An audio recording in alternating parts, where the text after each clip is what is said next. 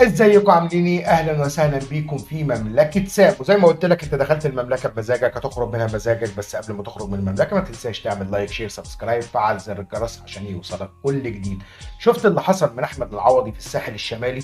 احمد العوضي الفنان المعروف كان بيقضي الاجازه بتاعته مع زوجته الفنانه ياسمين عبد العزيز على احد شواطئ الساحل الشمالي. في الوقت ده كان في شباب بيعوموا في البحر وعدوا الخط اللي هو مرسوم عن المنطقه الغريقه. الشباب دي تقريبا ما كانوش بيعرفوا يعوموا، كانوا ولدين وبنتين، فبداوا يحسوا ان هم بيغرقوا. واحد من الشباب دول بدا يستغيث باللي موجودين على الشاطئ. احمد العوضي ساب اللي وراه واللي قدامه وساب ياسمين عبد العزيز ونط في الميه وانقذ واحد من الشباب ورجعه للشط، وبعد كده نزل مع المنقذين بتوع الشط وانقذ باقي الشباب اللي موجودين في البحر. اللي عمله احمد العوضي بيدل ان هو شهم، مش بس الشهامه بتاعته بتظهر في الافلام والمسلسلات، لا فعلا بتظهر في المواقف اللي هي صعبه اللي موجوده في الحياه. احمد العوضي فنان كبير، احمد العوضي انسان، بنشكر احمد العوضي. وطبعا كل اهالي الولاد اللي كانوا موجودين في الميه اتوجهوا بالشكر للفنان احمد العوضي على اللي عمله مع اولادهم في البحر وانقذهم من الغرق. شكرا لاحمد العوضي على اللي انت عملته، فنان وانسان.